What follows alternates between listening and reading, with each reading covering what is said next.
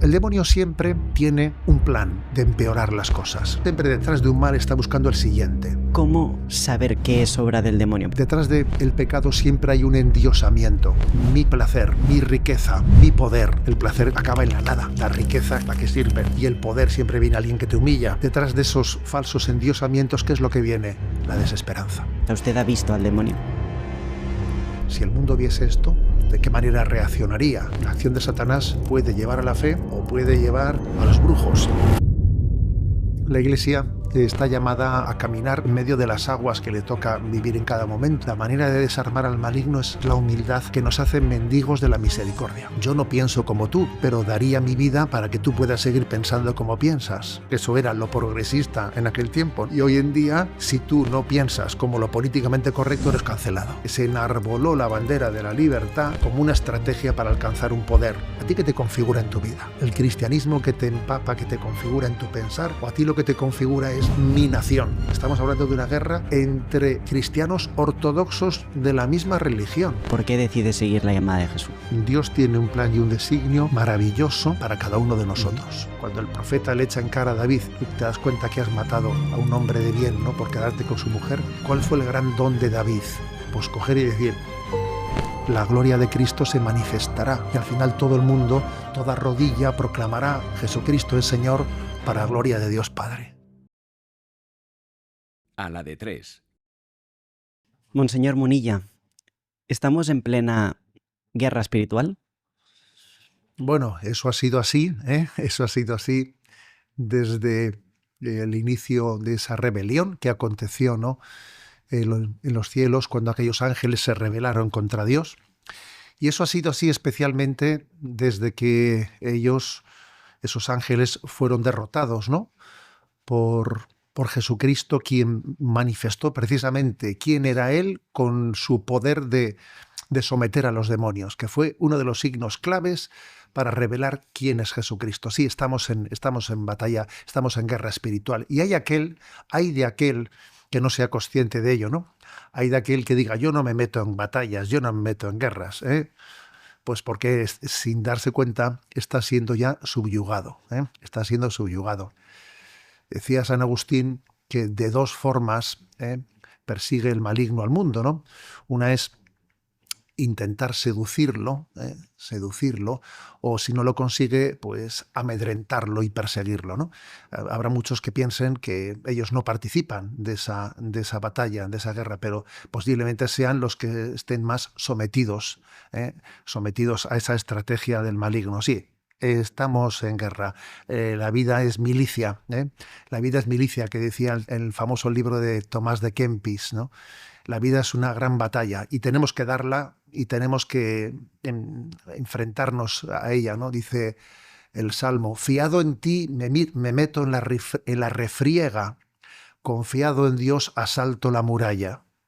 Es un salmo que tiene plena conciencia de que estamos, ¿no?, en esa gran batalla, y tenemos con la confianza en que no estamos solos, tenemos que emprender esta batalla. ¿Sabías que en España las cuentas corrientes pagan un interés ridículo del 0,19% anual? Esto significa que si tienes 10.000 euros, al final de año tendrás 19 euros de interés. Sin embargo, los intereses en Europa se sitúan en el 3,25% anual. Tu dinero genera más, pero ¿a quién benefician estos intereses? Nosotros usamos Trade Republic, un banco regulado alemán, y nos llevamos 325 euros anuales sin condiciones ni vinculaciones. Sí, el interés completo que tu dinero genera directamente para ti y no para el banco, sin tener que cumplir condiciones ridículas y con el dinero protegido por el Fondo de Garantía de Depósitos. Y eso no es todo, podrás invertir en acciones, FTS, bonos y mucho más desde solo 1 euro. Ah, y con tu tarjeta de débito gratuita obtienes un 1% de vuelta en tus compras, hasta 15 euros al mes. Hay que empezar a darle más valor a nuestro dinero, por eso os dejamos el link en la descripción. Descárgala ahora y empieza a ahorrar de verdad. ¿Y es una batalla que ya está ganada? Es una batalla que está ganada en Cristo, pero es verdad que el que te creó sin ti no te salvará sin ti, y entonces esa victoria de Cristo tiene que ser libremente acogida por el hombre. El Señor quiere amigos, quiere que nuestra relación con Él sea en amistad sea libremente acogida, ¿no? Sí, esa victoria está ganada en Cristo, pero tiene que ser acogida libremente por cada uno de nosotros y tenemos obviamente que dar, junto con Cristo, dar esa batalla. Y Monseñor, ¿usted cree que los católicos, las personas que creen, son conscientes de esta batalla o esta guerra? A ver, posiblemente aquellos que aman la tradición, aquellos que aman la Sagrada Escritura, aquellos que tienen conciencia de toda la riqueza de los santos, de toda la enseñanza espiritual en estos 2000 años, son conscientes de ella, ¿eh? Pues porque la revelación, la tradición les abre los ojos. Ahora bien, aquellos otros, ¿no?, que sí tienen un cristianismo sociológico, más o menos se autoidentifican como de raíces cristianas, pero no están apegados, en el buen sentido de la palabra, no están apegados a la escritura, a la tradición, etcétera, pues posiblemente su grado de mundanización sea suficientemente alto como para no ser conscientes, de que viven en el fragor de la batalla sin percatarse de ello. Ujú. Usted lleva 17 o 18 años siendo... 18. 18 años ya. Es todo muy rápido. Siendo obispo. ¿Cómo un chico de San Sebastián termina siendo pues una de las personalidades dentro de la Iglesia española pues más conocidas?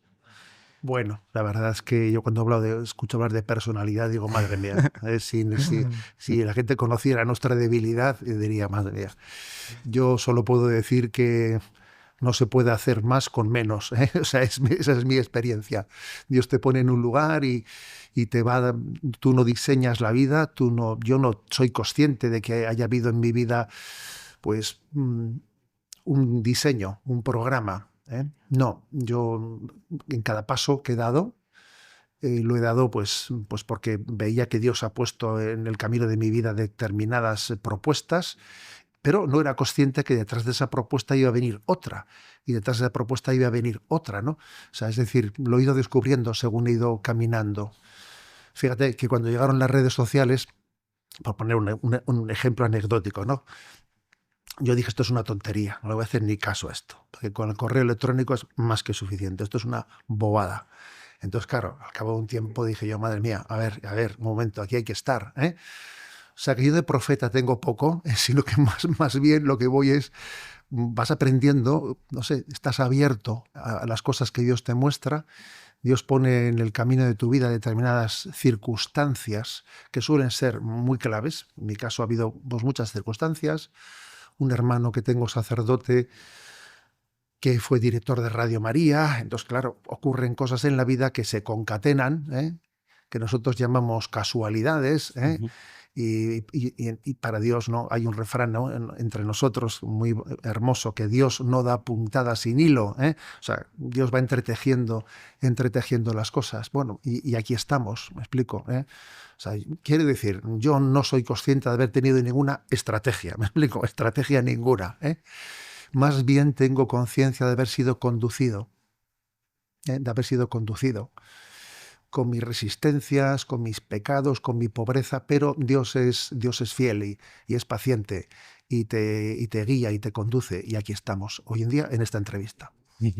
Creo que tiene una anécdota del cómo decidió o por qué decidió pues seguir a Cristo. No sé por qué me suena que usted quería hacer quizá empresariales. No sé si se le ocurrió mientras estaba en el monte, que sé que a usted le gusta, o cómo usted o por qué decide seguir la llamada de Jesús.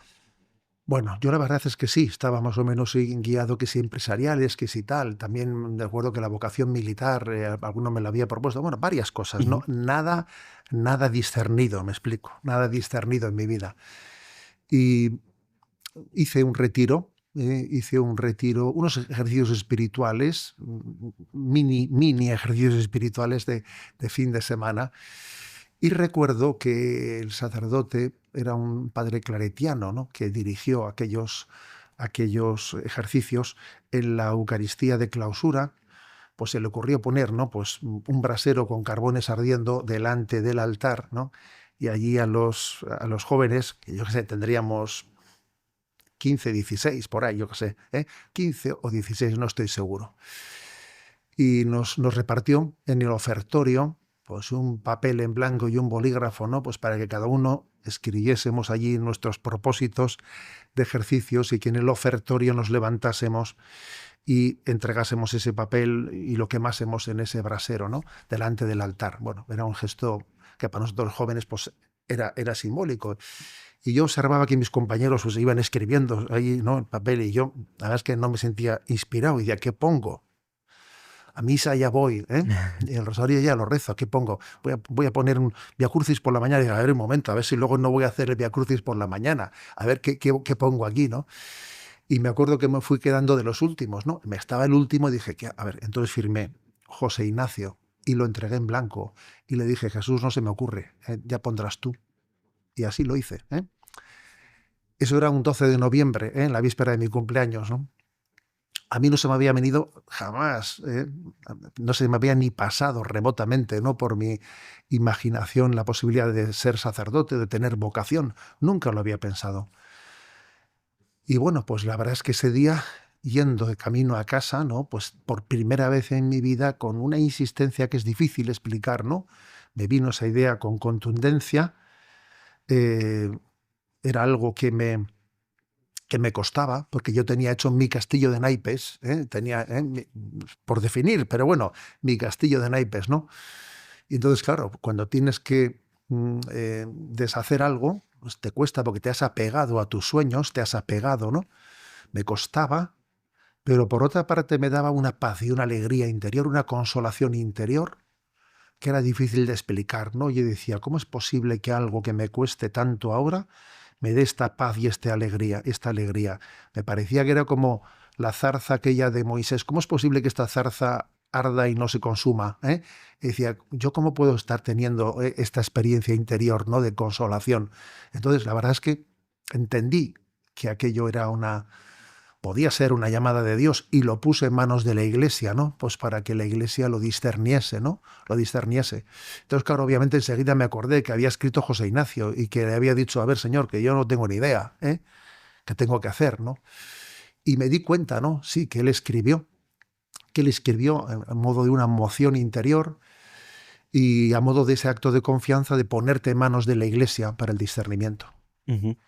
¿Y le preocupa que no haya tantas vocaciones ahora, ¿no? No haya tantas personas, tantos jóvenes que decidan pues seguir en pleno siglo XXI a Jesús, aunque por lo que he leído, por primera vez en los últimos años hay más de 1000 seminaristas en los seminarios de España, ¿no? Bueno, ha habido un descenso paulatino año tras año, ¿no? Y ese año anterior es el primero que ha habido una inflexión en ese descenso, ¿no? Uh-huh. Bueno, Dios dirá. Pero a ver, yo insistiría lo siguiente, la crisis vocacional no es únicamente en el sacerdocio, no, la crisis vocacional es en todas las vocaciones, ¿no? O sea, cuando la vida de fe entra en crisis, eso se traduce en los matrimonios. Anda que no hay crisis en el sacramento del matrimonio, o sea, madre mía, Uh-huh. Si tuviésemos que hacer una estadística de qué ha disminuido más en los últimos 15 o 20 años en la Iglesia, si las vocaciones al sacerdocio o las vocaciones al sacramento del matrimonio, a ver, me parece que igual sería superior la crisis en el sacramento del matrimonio, ¿eh? Uh-huh. O sea, quiero decir que no es una vocación en concreto la que entra en crisis. En el fondo, lo que entra en crisis es nuestra capacidad o nuestra disposición a ponernos delante de Dios y decir, Señor, heme aquí para hacer tu voluntad. Eso es lo que entra en crisis. Porque hay una falta de conciencia del amor de Dios, porque hay una falta de conciencia de que Dios tiene hacia cada uno de nosotros un proyecto específico. Eso es esa es la crisis, la falta, ¿no?, de acogida al proyecto de Dios. Yo cuando estoy con los chicos, en los encuentros, en las visitas de los colegios, etcétera, ¿no?, suelo insistirles mucho. Bueno, a veces les hago una pregunta así un poco de esas provocadoras de hacer pensar. A ver, ¿quién me dice qué diferencia hay entre descubrir o inventar?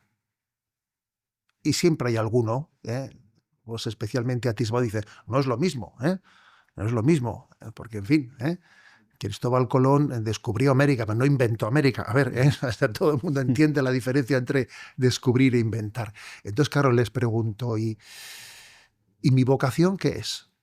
un descubrimiento o una invención. Claro, es que eso es clave y determinante, ¿eh? Entonces, yo tengo que descubrir un proyecto, pero para eso tengo que tener la firme, ¿no? El firme convencimiento de que Dios me ama y tiene un proyecto y un designio para mí. Ujú. Es que de lo contrario somos como ateos prácticos. Vivo como si Dios no existiese. Vivo como si yo fuese el que hago mi proyecto al margen de Dios. O sea, no me he enterado. No me he enterado de que en mi vida yo tengo una llamada a desarrollar el proyecto de Dios. Entonces, si no somos conscientes, ¿no? Pero muchas veces somos ateos prácticos mm, que pretendemos desarrollar un plan de vida al margen de Dios. Y luego, en todo caso, cuando ya tengo mi plan hecho, iré delante de Dios y le digo, ¿me lo bendices? Pero a ver, un momento, ¿no? Esto no es que yo me busco una novia y me voy delante de Dios para que me la bendiga. Eso no es así. Ujú. Más bien le pregunto a Dios, Señor, ¿cuál es tu designio? ¿Qué has pensado para mí? ¿Quién es la persona que has pensado para mí? Y la voy descubriendo, ¿eh? Entonces, esta es la clave. No hay una crisis de una vocación determinada. Hay una crisis del concepto vocacionado de la vida. Esa es Ujú. la crisis, ¿eh? Todos estamos llamados a algo, o sea, Dios tiene un plan para cada uno de nosotros y por otro lado, ¿usted piensa que cuando quitamos a Dios de la ecuación nos convertimos nosotros en pequeños dioses? A ver, sin duda, Dios tiene un plan y un designio maravilloso para cada uno de Ujú. nosotros. Puede ser doloroso, ¿eh? Maravilloso y doloroso no son dos cosas que estén en contradicción. Hay un plan, un designio en el que acontece la santidad, que por otra parte es la finalidad para la que hemos sido creados, para glorificar a Dios a través de una vida santa. Entonces, ese es el escenario. ¿Cuál es el escenario en el que Dios quiere que yo lleve adelante, ¿no? Esa vida, esa vocación? Pues la tengo que ir descubriendo. Y si yo me insisto, ¿no? Si yo me emperro, como se dice popularmente, ¿no? Si yo me emperro en que esto sea así y no estoy abierto a lo que Dios me muestra, voy a tener muchos problemas, muchos problemas. Es verdad que cuando uno ha sido infiel a lo que Dios quería mostrarle, bueno, no se termina con eso la historia. Dios intenta reorientar las cosas. O sea, es decir, si, porque les digo que alguien estará escuchando esta entrevista, igual puede pensar, yo ya he llegado tarde, ¿eh? Porque yo no he tenido esa actitud de acogida a Dios. Luego yo ya, desde el primer momento no discerní lo que Dios quería de mí. Luego ya, para mí ya esta entrevista ha llegado tarde. No, no es así, ¿eh? Dios parte del momento en el que estás y te muestra el camino, ¿eh? Algo así como esos GPS, ¿no? Que tenemos para movernos por las ciudades y que cuando de repente te pierdes y no le sigues y no sigues sus indicaciones adecuadamente y te vas por un camino equivocado, de repente sale una vocecita que te dice recalculando, ¿eh? Entonces, a ver, pues yo creo que así pasa con Dios, ¿no?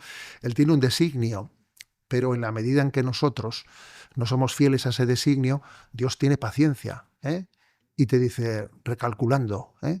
Recalculando y vuelve a buscar mi voluntad, como si comenzases este camino a partir de ahora. Bueno, pero yo ya lo hice mal. Bueno, un momento. Dios te da la gracia de volver a nacer de nuevo, ¿no? Y descubrir tu vocación en este momento en el que estás. Ujú. Porque el único pecado, por ejemplo, que Dios no puede perdonar es el que nosotros no queremos que perdone. Sí, bueno, ahí fíjate que te adentras en un tema sobre el que ha habido mucha literatura. Es Ujú. cómo explicar el famoso pecado contra el Espíritu Santo que no puede ser perdonado, porque ese es uno de los textos. El que peque contra el Espíritu Santo no podrá ser perdonado. Y ha habido muchas reflexiones sobre qué significa ese pecado contra el Espíritu Santo, ¿no? Y obviamente entre las diversas explicaciones, yo creo que la clave es esta, ¿no? El pecado contra el Espíritu Santo es el pecado de la resistencia a la gracia, o sea, de no acogerla, no querer ser perdonado, no querer ser salvado, ¿no? Es la soberbia en el fondo, ¿no? La soberbia en puro grado, ¿eh? En puro grado, ¿eh? Creo que este es Recuerdo que recientemente comenté ese versículo del Evangelio y también al final hice esta reflexión. Algunos estarán dudando, yo he pecado contra el Espíritu Santo y no puedo ser perdonado. Y yo dije, si estás dudando si pecaste contra el Espíritu Santo, es que no pecaste contra el Espíritu Santo, porque obviamente solamente esa duda te saca de la ecuación, de ese no estar, o sea, de esa soberbia de cerrarse plenamente a coger el perdón. Y bueno, monseñor, no sé si podríamos hacer un viaje un poco, ¿no?, de esos inicios de su sacerdocio entre los años 70, 80, etcétera, y cómo ve hoy en día pues la Iglesia. Mientras preparaba la entrevista, he visto, por ejemplo, que pues este 2024 se han asesinado a 4.000 cristianos perseguidos, que ahora mismo pues hay políticos que dicen que un homosexual debe poder recibir la comunión, que el 56% de las parejas que se rompen en Estados Unidos son por culpa de la pornografía, ¿no? O sea, hay como muchos temas que no sé si podríamos ir tratando, cómo veía la Iglesia antes, la sociedad en general, y cómo la ve ahora. Bueno, a ver, muchos temas, muchas teclas has tocado, ¿verdad? Yo creo la Iglesia está llamada a caminar pues, en medio de las aguas que le toca vivir en cada momento, ¿no? Quizás en este momento tenemos una gran influencia de la mundanidad, de la mundanización, con un componente que además es una ideología unitaria, un pensamiento único que se ha ido conformando poco a poco y que es un pensamiento obligatorio, de manera que quien quiera, ¿no?, quien pretenda tener una objeción frente a ese pensamiento dominante, esa cultura de la cancelación que se llama, va a tener un problema. Entonces veo que el influjo del mundo continúa, ¿no?, intentando arrastrarnos a los cristianos. Veo por otra parte que la Iglesia está llamada a discernir, en medio de todas esas situaciones, discernir qué es de Dios y qué no es de Dios a la luz de la revelación. O sea, en medio de este influjo mundano tenemos la revelación, que es un foco potente para hacer luz en el discernimiento. ¿Y qué quizás es lo propio de estos tiempos? Pues porque el hecho de que exista una imposición sociopolítica que pueda llegar a quitarnos la libertad religiosa. Porque claro, tú has hablado de esos 4.000 cristianos, ¿no?, asesinados en Nigeria, etcétera, ya, pero es que en Occidente tenemos una persecución de guante blanco que es distinta, obviamente, pero que es una imposición en la que uno siente esa presión, ese miedo incluso, miedo ante una policía mediática, que detrás de la policía mediática pues hay también una imposición política, a pensar distinto, a seguir manteniendo pues, la adhesión al mensaje cristiano, ¿no? Entonces, por una parte siempre ha sido así, pero este último componente, esta presión sociopolítica del pensamiento, quizás sea un componente que en este momento nos pueda quitar la libertad de los hijos de Dios, la parresía, esa parresía de la cual hablaban, ¿no?, pues los primeros cristianos, ese atrevimiento, esa valentía en la proclamación de la palabra de Dios, pues corremos el riesgo de que nos pongan sordina, de que nos pongan sordina y nos quiten libertad en la predicación de la palabra de Dios, y que quizás nuestra manera de expresarnos pues sea con un lenguaje plano, que tiene miedo de ser juzgado en cada momento, en cada frase que está pronunciando. Claro, y eso nos quita mucha frescura evangélica, mucha frescura evangélica. Yo diría que esta es la descripción del panorama. Esta es la descripción del panorama de cómo estamos hoy en día. La verdad es que yo, desde que inicié el ministerio sacerdotal en el año 86, ¿no?, hasta ahora, pues he vivido en un contexto de secularización, mundanización, etcétera. Pero sí que he observado que según va avanzando el tiempo, la presión mediático-sociopolítica va creciendo, ¿no? Y ciertamente es curioso que pasa el tiempo y los que enarbolaron la bandera de la libertad, el paso del tiempo va dejando patente que eso era una pura estrategia, pero que no creían en la libertad. Yo cuando era joven, pues lo progre, lo progresista, era decir esa frase, ¿no? Yo no pienso como tú, pero daría mi vida para que tú puedas seguir pensando como piensas. Recuerdo que eso era lo progresista en aquel tiempo, ¿no? Bien, ha pasado unas cuantas décadas, ¿sabes? Y hoy en día, si tú no piensas como lo políticamente correcto, eres cancelado. Entonces, ¿eso qué es lo que deja patente? Que se enarboló la bandera de la libertad como una estrategia para alcanzar un poder. Ujú.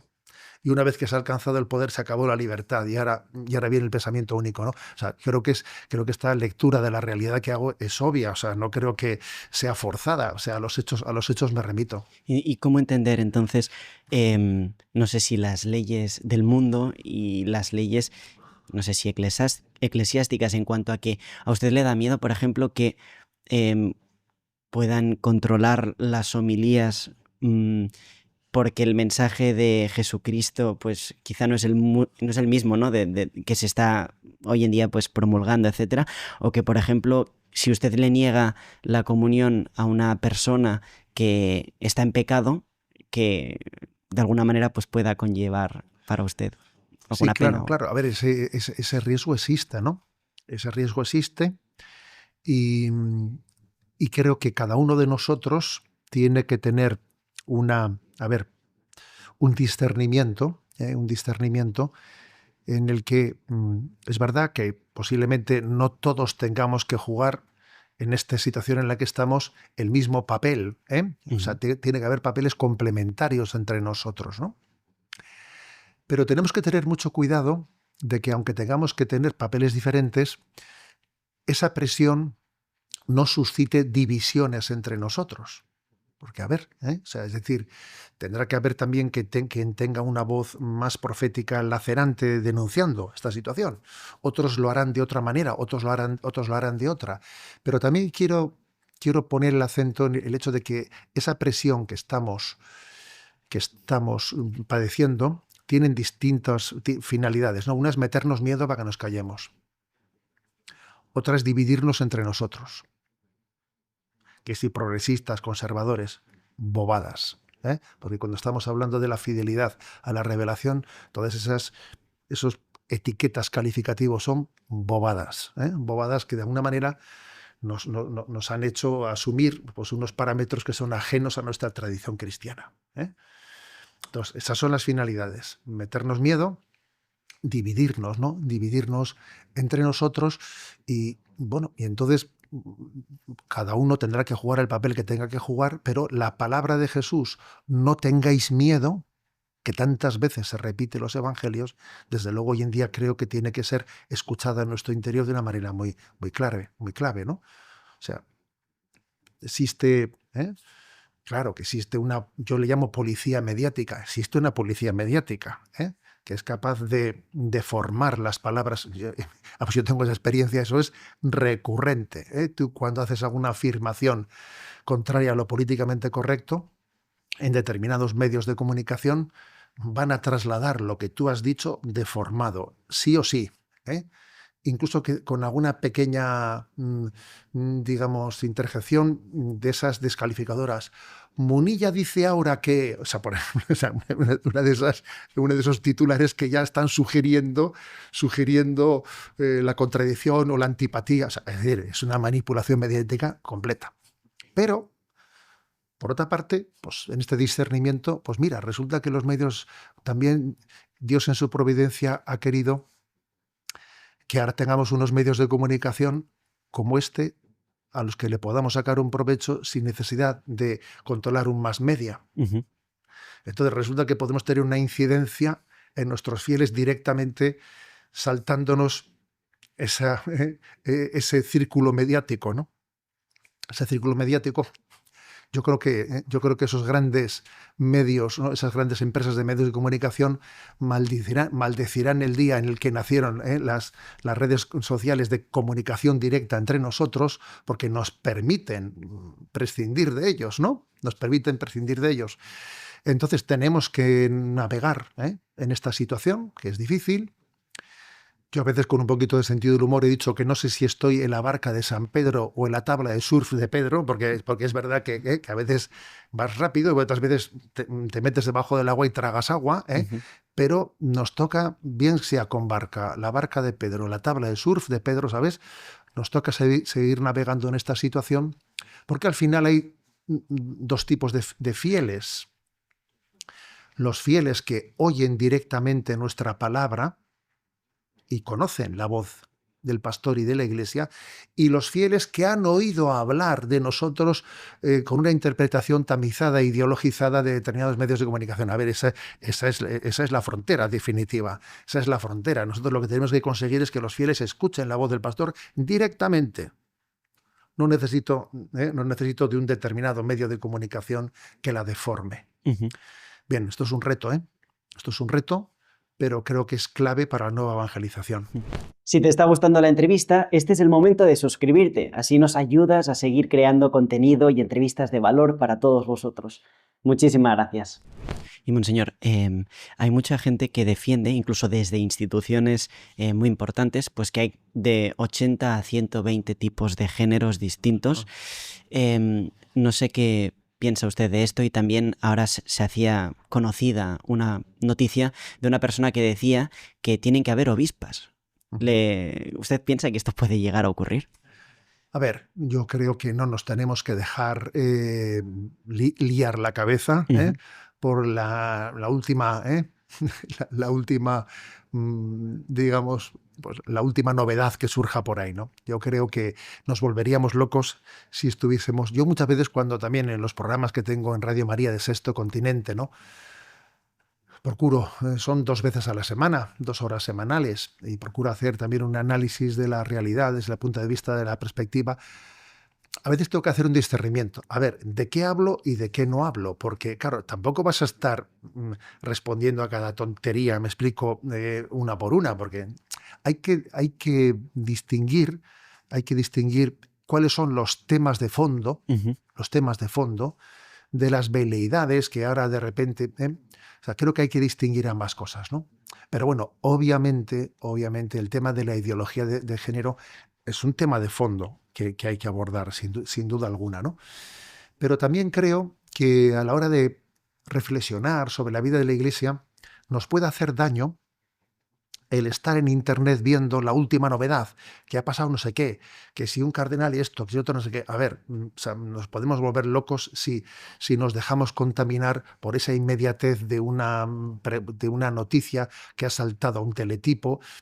Creo que hay que discernir cuáles son los temas de fondo sin dejarnos liar la cabeza de lo último que salte a un teletipo, que igual me ha calentado un poco, me ha calentado y me distrae de lo principal, ¿eh?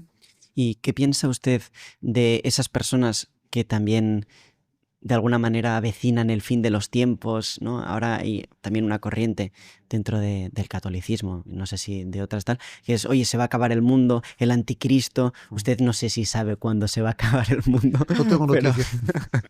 Fíjate, ¿no? Yo muchas veces a ese respecto Sí. he dicho, ¿no? He dicho, vamos a ver. Pero no sé por qué se tiene que vivir con ese grado de novedad. De novedad. ¿Cuál es la fecha del fin del mundo? A ver, pero si nos podemos morir cada uno de nosotros hoy mismo, ¿no? Y para efectos prácticos, pues ese es para mí el fin del mundo, porque en ese momento recibiré un juicio particular que será refrendado en el juicio final. O sea, no voy a tener un juicio distinto, el juicio final, que el juicio particular de momento de mi muerte, con lo cual, ¿qué trascendencia tiene para mí, para mi vida, cuando sea el fin del mundo? Vamos a ver, es que veo que a veces, ¿no?, que eso se plantea de una manera que nos puede llevar a descentrarnos de lo esencial, ¿no? Observo que hay muchas personas que están detrás de revelaciones particulares, revelaciones que supuestamente acontecen aquí o allá, buscando algún dato oculto, ¿no? Que les dé una clave de interpretación de este momento de crisis. Y dice uno que no. A ver, sabemos todo lo que tenemos que saber, ¿eh? Dios nos lo ha revelado. En la revelación tenemos todo lo que necesitamos saber para vivir con las lámparas encendidas esperando la llegada del esposo. Luego vamos a vivir con esa paz, ¿no? que vivimos, o sea, hay signos apocalípticos. Bien, pero a ver, es que los ha habido desde el principio de los siglos. Desde el principio de los siglos han existido esos signos apocalípticos. A nosotros no nos toca pretender concretarlos. Me refiero en fechas, en horas, etcétera, ¿no? Sino más bien lo que nos toca, pues es vivir con la lámpara encendida, como he dicho, vivir expectantes, vivir con deseo de santidad, sin que todas las noticias que van sobreviniendo por aquí y por allá, ¿no? Nos vuelvan locos, porque también hoy en día el factor Internet te puede volver loco, te puede volver loco, pues acabas siendo terraplanista, no sé qué, no sé cuánto, a ver un momento, ¿eh? O sea, el factor Internet nos puede volver locos, ¿no? Uno va navegando y se mete en cosas, excentricidades y otra, ¿no? Y uno dice que te voy a dar noticia de una cosa que ha llegado y de repente te enteras tú, fíjate, te has enterado tú por Internet. Vamos a ver, ¿eh? Yo creo que hay que tener también un uso de Internet austero y discernido, ¿eh?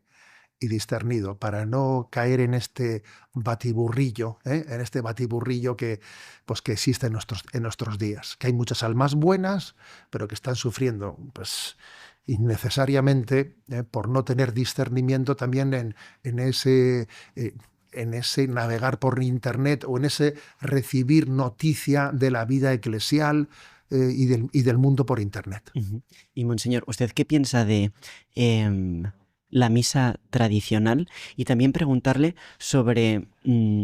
hay gente, ¿no?, que dice que este Papa, el Papa Francisco, su santidad el Papa Francisco, acerca a mucha gente que no es creyente, pero al mismo tiempo aleja a algunos sectores de la Iglesia. No sé qué piensa de las personas también que critican al Papa. Vamos a ver, con respecto a la misa tradicional, ¿no? La misa tradicional, pues, fue aprobada en su celebración por Benedicto XVI, yo creo que con una doble finalidad, ¿no? Por una parte, una finalidad era de que determinados grupos que se habían alejado de la Iglesia y habían roto con la Iglesia, como los de Lefebvre, etcétera, ¿no?, entendiesen que podían también, ¿no?, vivir en el seno de la Iglesia celebrando esa misa tridentina. Esa fue una finalidad.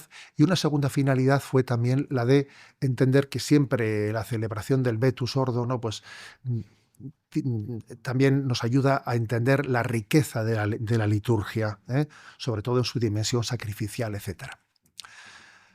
Pero también creo que es un error pensar que nuestra perspectiva de futuro, creo que eso jamás ha sido así en Benedicto XVI ni en San Juan Pablo II. De hecho, Benedicto XVI nunca celebró la misa en ese ordo que él había, por lo menos públicamente, ¿no?, en ese ordo que él había aprobado, ¿no?, de no ser antes del concilio, pero él nunca la celebró públicamente después del concilio, ¿no?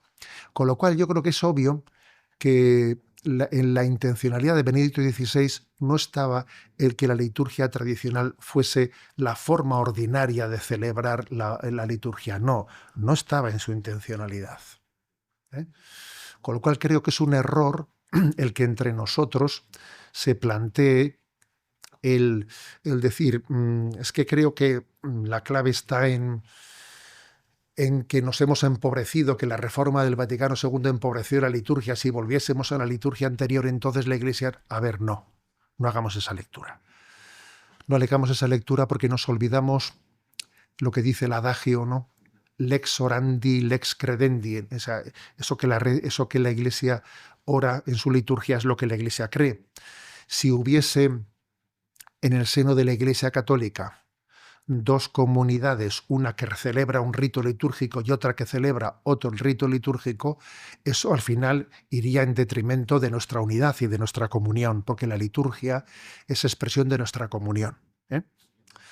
Yo, por ejemplo, pues en nuestra diócesis, ¿no?, donde se celebra, ¿no?, hay una iglesia en la que se celebra el rito extraordinario, ¿no?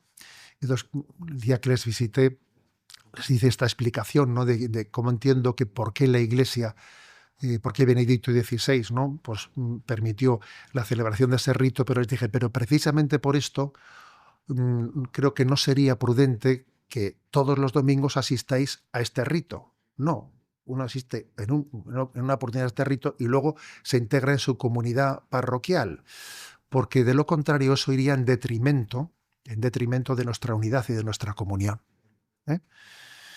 Entonces, porque fíjate, es que el demonio es astuto y puede ser capaz de intentar sacar males de bienes. ¿Eh? O sea, el demonio no desaprovecha las oportunidades, ¿no? Entonces, en algo que es una riqueza litúrgica, también él puede intentar sacar de ello su provecho. Y bueno, y con respecto también, ¿no?, a lo que algo parecido, bueno, que es otro tema obviamente, ¿no?, más amplio, es el que ha sacado con respecto de cómo es la lectura que se hace del pontificado del Papa Francisco. Está claro que cada papa tiene su carisma, y que los carismas de los papas son distintos y diferentes, ¿no? Y el carisma de un papa no forma parte del magisterio, ¿me explico? O sea, el carisma es el carisma. Dios se puede servir de un carisma para un magisterio, pero el carisma no es el magisterio, no es el magisterio. Entonces, yo creo que lo importante es no confundir carisma con magisterio. Y, en segundo lugar, hacer una interpretación y una lectura en clave de continuidad y no en clave de discontinuidad. Yo, por ejemplo, me acuerdo que una película, ¿no?, que se hizo, que creo recordar que sí, se llamaba Los dos papas, algo así, ¿no? Bueno, pues yo vi que era una película que subrayaba la clave de discontinuidad hasta el máximo, ¿no? Aquí te saco yo los zapatos de Benedicto XVI y te saco los zapatos del Papa Francisco y tal. O sea, a ver, yo veía que era, vamos, una película que estaba hecha precisamente para subrayar la clave de discontinuidad. Eso obviamente hace un daño tremendo.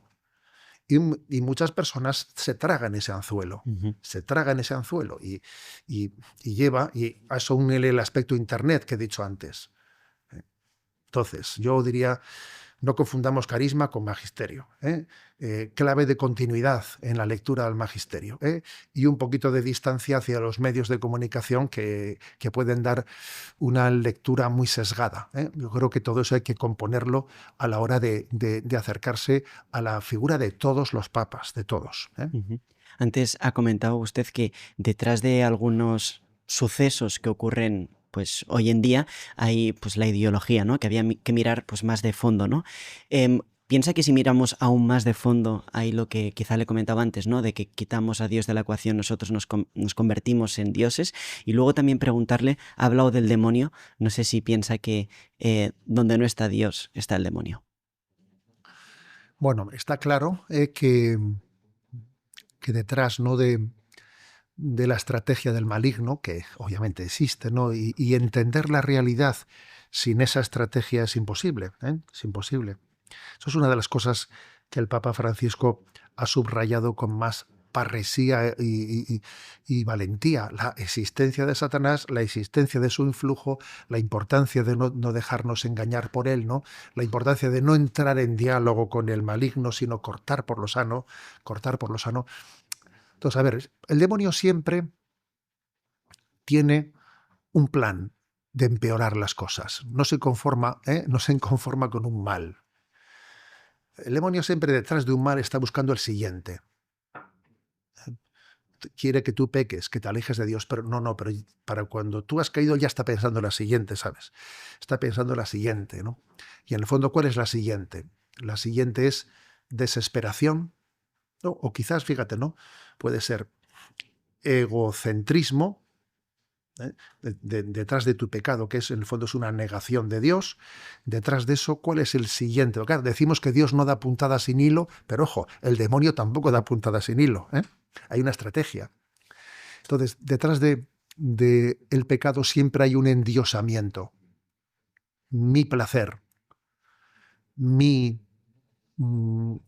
riqueza, mi poder.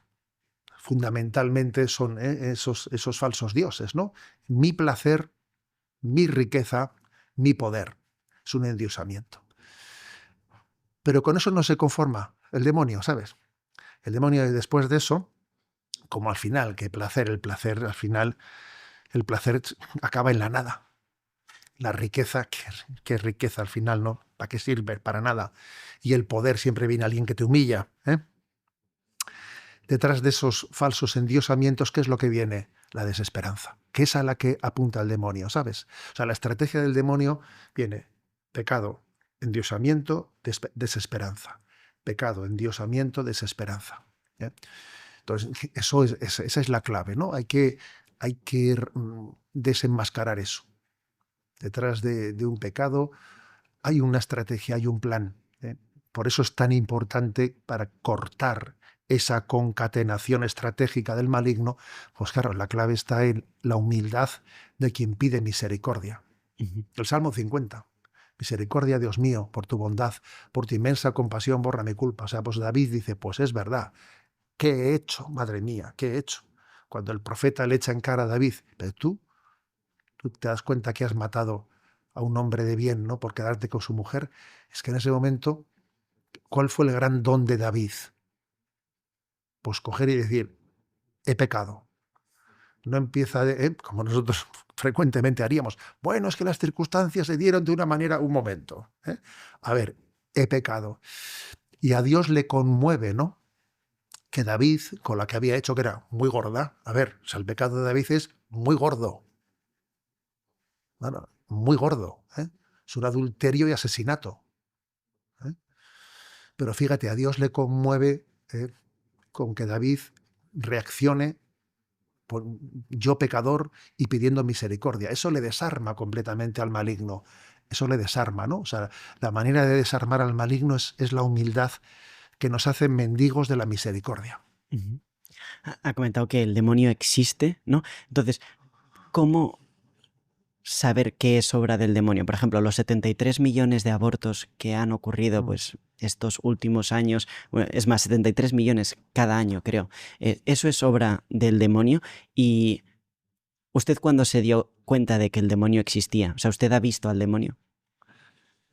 Bueno, un obispo a veces ejerce también, ¿no?, la labor de exorcista. Las diócesis, y a veces no, ser testigo de los exorcismos es algo, madre mía, tremendo, ¿no? Y a veces piensas, si el mundo viese esto, si el mundo viese este momento, ¿no?, en el que el maligno sale a la luz, ¿no? ¿De qué manera reaccionaría? Es decir, pero es curioso, ¿no? Es curioso que también la acción de Satanás puede llevar a la fe, o puede llevar todavía a los brujos, ¿sabes? A los brujos. O sea, que puedes tener una reacción diversa, ¿no? A ver, tú preguntabas, ¿no?, por cómo distinguir las tentaciones del demonio, etcétera. Dice la doctrina católica, 3 son los enemigos del alma: mundo, demonio y carne. Yo diría que el mundo y la carne, o sea, la mundanidad y la carnalidad, son, si me permites la expresión, son como las dos raquetas con las que un tenista juega una partida.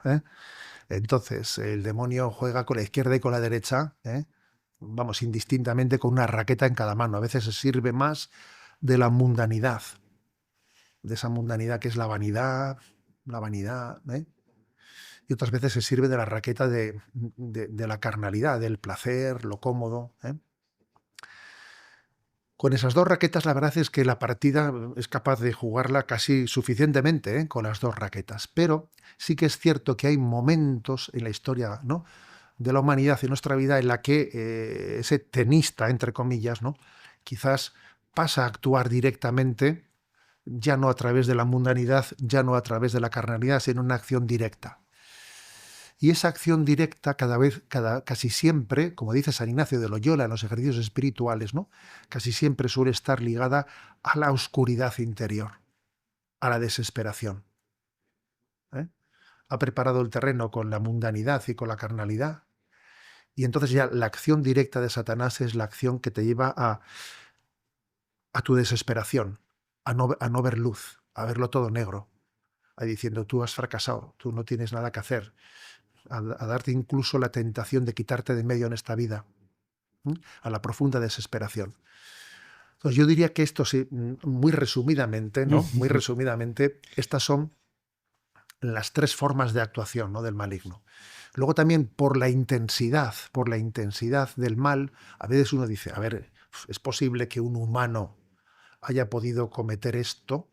Por ejemplo, pues ahora mismo hemos tenido el aniversario de la liberación del campo de Auschwitz, ¿no? Y dice uno, pero bueno, pero eso ha salido de la maldad de alguien, ¿eh? Y dice uno, claro, obviamente hay muchas maldades concatenadas, ¿no? Concatenadas. Pero hay momentos en la historia, ¿no? En los que uno se da cuenta que tiene que haber habido, ¿no? O sea, que hemos sido, pues, manipulados, ¿no? Manipulados por un ser maligno que ha sido capaz de sacar del hombre la peor de sus versiones, ¿sabes? La peor de sus versiones, ¿no? Entonces también eso hay que decir. A veces es la intensidad del mal la que nos lleva a intuir la presencia directa de la acción del maligno. Ujú. Pero yo insistiría mucho en el otro capítulo al que me he referido, porque creo que es muy propio de nuestros días, la oscuridad interior, la desesperación. ¿Cuántas personas que ahora pueden estar viendo, ¿no? esta entrevista han tenido esa experiencia de desesperación, de verlo todo negro? ¿Cómo están aumentando las tentaciones de suicidio en este momento, ¿no?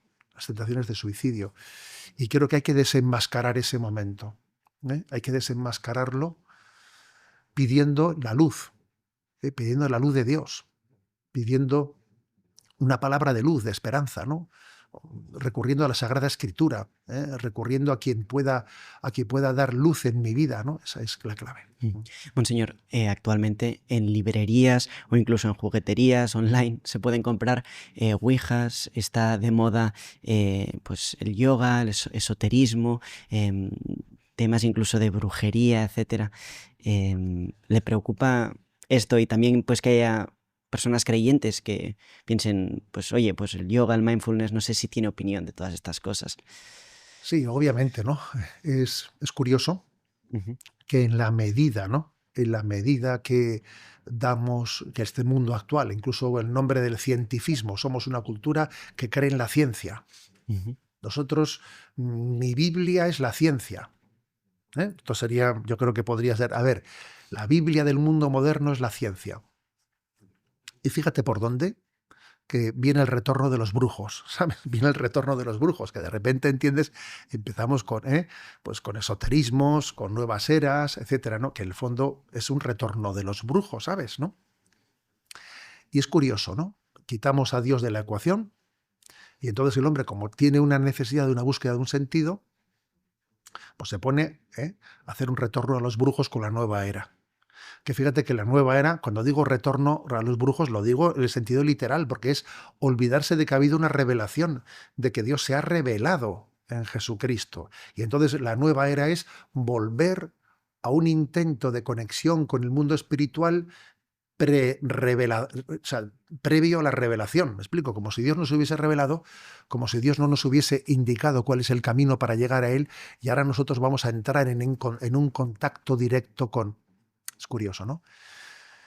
Por otra parte, todos esos recursos de que si el ocultismo, etcétera y tal, ¿no? Incluso un cierto recurso a la nueva era, buscando una relajación, etcétera, ¿no? Es un intento de buscar una dimensión espiritual, está claro, porque el materialismo asfixia al hombre. Es un intento de buscar una dimensión espiritual, pero al mismo tiempo pretendiendo controlarla, ¿sabes? Pretendiendo controlarla, pretendiendo ponerla a mi servicio, sin conversión, ¿eh? Sin conversión. La nueva era no admite la palabra de Jesucristo, convertíos y creed en el Evangelio, ¿sabes? No admite esa palabra. Conocí a una persona que estuvo metida en la nueva era, pero en todos los charcos posibles, habidos y por haber, ¿no? Y me contaba su proceso de conversión, ¿eh?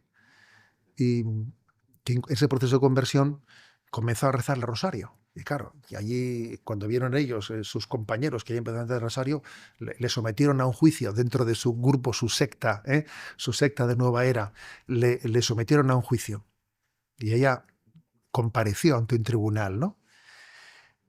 Y estuvieron dispuestos a aprobarle el rezo del Ave María, Ujú. pero con una condición, me decía ella. Solo me ponían como condición que no dijese, ruega por nosotros pecadores. Eso de decir pecador yo, no. Le pedían que quitase esa palabra. Fíjate tú bien.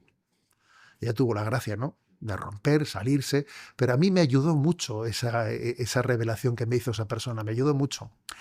¿Por qué? Pues porque cuando yo digo, he pecado contra el cielo y contra ti, he pecado, ¿no?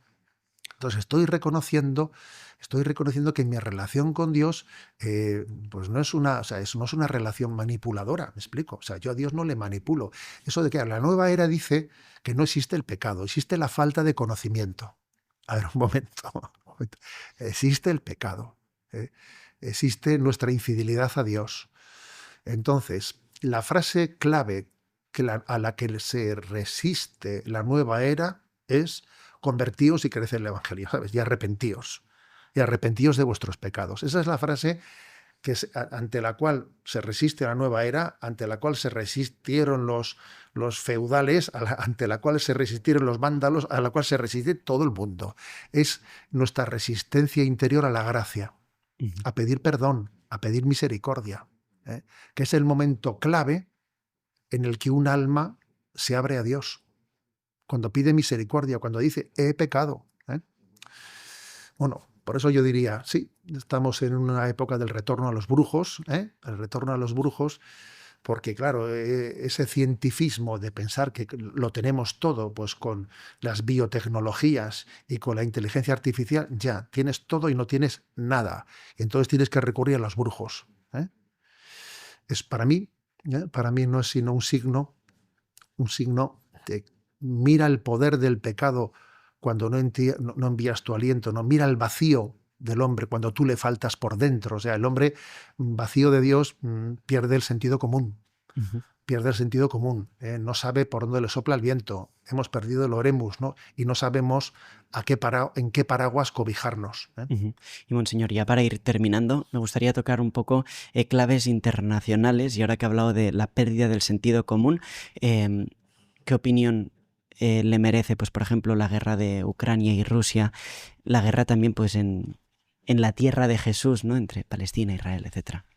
Bueno, yo he sido crítico, ¿no?, en Sexto Continente con las lecturas que se hacen a veces, ¿no? Porque aquí, claro, dependiendo de en qué cosmovisión estás, si tú escuchas el paraguas de la CNN o escuchas el paraguas de RT tal, Ujú. pues en Rusia, claro, recibes. Y además, curiosamente, unos censuran lo que dice el otro, ¿eh? Ujú. Aquí está censurada la noticia rusa, en Rusia está censurada la noticia tal. A ver, ¿eh? Entonces yo creo que referidos, ¿no?, pues a la guerra en la tierra de Jesús, será necesario que el pueblo palestino busque otros dirigentes distintos, ¿no? O sea, no pueden ponerse en manos de un grupo terrorista para llevar adelante el discernimiento de los derechos que tienen como pueblo. Y pienso que Israel necesita buscar otros dirigentes, ¿no? Pues pienso que una persona como Netanyahu no es un hombre de paz. Y que además, ¿no?, pues creo que Israel también tiene que abrirse a las resoluciones internacionales de Naciones Unidas en las que se habla del reconocimiento de los derechos de un pueblo, ¿no?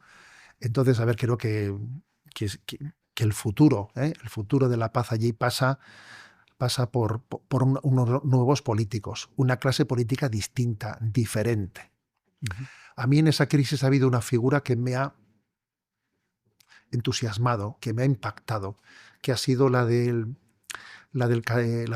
patriarca cardenal de Jerusalén, Monseñor Pizzaballa. Creo que sus pronunciamientos, etcétera, han sido verdaderamente proféticos, ¿no?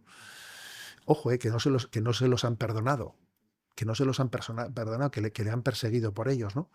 Entonces yo, a quien quiera tener un poco de criterio, de discernimiento, le diría, acude a los pronunciamientos que el cardenal patriarca de Jerusalén ha hecho, que encontrarás luz. Ujú. Y con respecto a Ucrania, yo digo, ojo, qué terrible que se sea una guerra entre hermanos en la fe ortodoxos. Vamos a ver. Ojo a eso, ¿eh?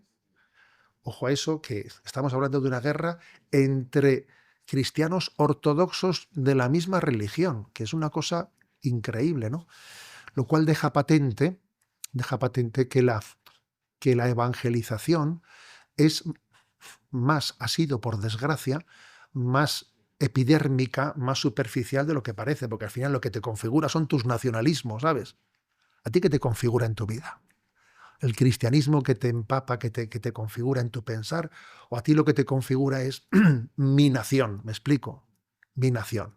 Yo estoy en esta bandera, estoy en la otra bandera, yo soy de Occidente o soy de Oriente, quiero estar bajo la bandera de un lado o del otro, ¿no? Es para hacérnoslo pensar, ¿eh? Como también ocurrió eso entre Hutus y Tutsis, por cierto, que eran católicos los Hutus y los Tutsis. A ver qué hemos hecho ahí. Okay. O sea, creo que es un buen examen, ¿no?, de cómo tenemos que convertirnos para que el cristianismo impregne nuestros valores políticos, claro. Aunque dicen que con Donald Trump puede terminar ambas guerras. Bueno, la verdad es que yo creo que también, ¿no?, pues que Donald Trump, aunque es cierto, ¿no?, pues claro, que teniendo en cuenta lo que ha existido en Estados Unidos, muchas personas le han recibido, ¿no?, el movimiento pro vida, etcétera, no le ha recibido pues con un hálito de esperanza, ¿no? Pero me parece que es un hombre imprevisible y con muchas contradicciones, con muchas contradicciones. Pues, por ejemplo, el movimiento pro vida pues, se pone en contra del aborto, pero no plenamente, y luego dice que él va a ser el padre de la fecundación in vitro. A ver, un momento, hay que decir, demasiadas contradicciones como para que pongamos nuestra esperanza en un liderazgo. Ojalá haya líderes, pero yo estoy convencido que en Estados Unidos tiene que haber católicos, y no únicamente católicos, ¿no?, bien formados, profesionales, con una cosmovisión integrada, equilibrada, con una coherencia de vida, no con dobles vidas.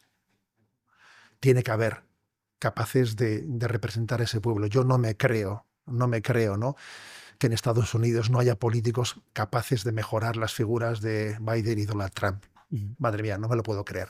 O sea, estoy convencido de que hay que aspirar, ¿no?, a que haya una generación de jóvenes bien formados en la doctrina social católica, ¿no?, y que sean capaces de llevar al mundo político pues nuestra cosmovisión cristiana. O sea, nunca hay que poner las esperanzas en un hombre. Sí, máxime cuando es patente, en un hombre nunca, ¿verdad? En un hombre nunca. Pero en una ideología muchísimo menos, ¿no? Entonces, claro, cuando vemos que en el fondo no estamos a falta de clases políticas, de políticos en concreto, configurados por un pensamiento íntegro de la doctrina social. Estamos a falta. Existen políticos que son reactivos, que ya están hartos del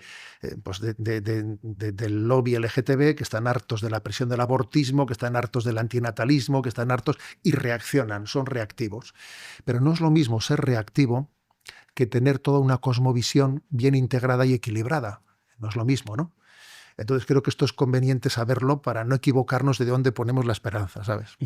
Pues ya para terminar, Monseñor, me gustaría que en un año como nos hable de esperanza y de si hay motivos para la esperanza. Bueno, pues te agradezco que me des esa última palabra porque me permite terminar hablando de Jesucristo. Me permite terminar hablando de Él. Jesucristo es nuestra esperanza, ¿no? Entonces, no sabemos cómo, de por qué caminos, pero todo concluye para bien en aquellos que aman y esperan al Señor, ¿no? En el fondo es Jesucristo quien tiene la última palabra. La última palabra es resurrección. La última palabra es vida eterna, ¿sabes? Entonces, eso obviamente, tener eso claro, eso es tan importante, ¿sabes? Hay muchas personas que pretenden sustituir la esperanza en singular y mayúsculas con las esperanzas en minúscula y en plural. Y claro, no. Cristo es nuestra esperanza. Nuestra esperanza es teologal. Me explico, es teologal. Y eso es lo que nos permite fundar bien, ¿no?, el resto de nuestras esperanzas, sabiendo que todas ellas, ¿no?, pues están supeditadas a un designio, a una providencia superior en la que la gloria de Cristo se manifestará en este mundo y al final todo el mundo, toda rodilla proclamará Jesucristo es Señor para gloria de Dios Padre, ¿sabes? Pues eso. Pues eso es todo, Monseñor Munilla. Muchísimas gracias por haber estado este rato con nosotros. Nada, gracias a vosotros. Si te ha gustado esta entrevista, tenemos otra por aquí que te va a encantar. Muchísimas gracias. A la de 3.